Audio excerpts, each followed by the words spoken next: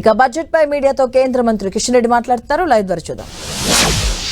ప్రధానమంత్రి ఆవాస్ యోజన కింద మన తెలంగాణ రాష్ట్రానికి 4,30,000 ఇండ్లు కేటాయింపులు జరిగాయి. 4,350 కోట్లు బడ్జెట్లో మొదటి దశగా కేటాయించిన విషయాన్ని ఈ సందర్భంగా మనయేస్తున్నాం. అంతేకాకుండా ఈరోజు atomic minerals and directorate of exploration and research centre దీనికి 406 కోట్లు కేటాయింపులు చేశాం. అదే కాకుండా ఈరోజు అనేకమైనటువంటి ఇతర గవర్నమెంట్ ఆఫ్ ఇండియా ఇన్స్టిట్యూషన్స్కు రీసెర్చ్ ఆర్గనైజేషన్స్ కూడా నిధుల కొరత లేకుండా, అవన్నీ నేను చెప్పడం లేదు, లిస్ట్ చాలా పెద్దగా ఉంది కాబట్టి, వాటన్నిటి కూడా నిధుల కేటాయింపులు చేసిన విషయాన్ని ఈ సందర్భంగా మనయేస్తున్నాను. Example, ARCI international advanced research centre for powder metallurgy and new materials, ARCI, అదేవిధంగా సెంటర్ ఫర్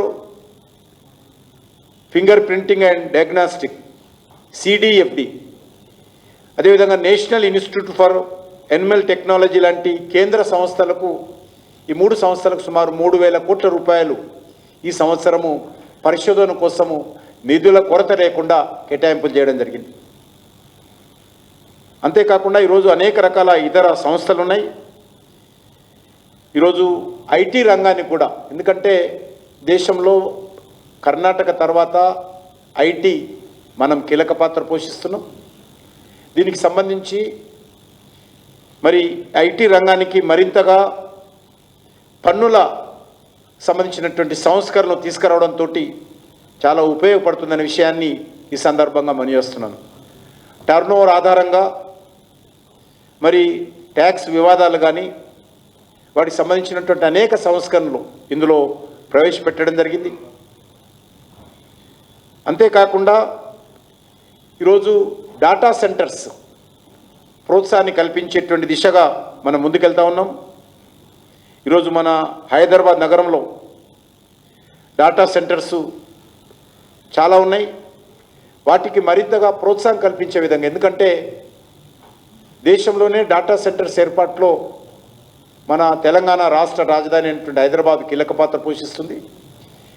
దీన్ని ప్రోత్సహించడం కోసం, అంటే అడిషనల్ న్యూ డాటా సెంటర్స్ దేశానికి రావడంలో కానీ, హైదరాబాద్కు రావడంలో కానీ, అదే కాకుండా ఇప్పటికే ఏర్పాటైనటువంటి డాటా సెంటర్స్ ప్రపంచవ్యాప్తంగా అనేక బహుళజాతి కంపెనీలకు మనం సేవలు అందిస్తూ ఉన్నాం.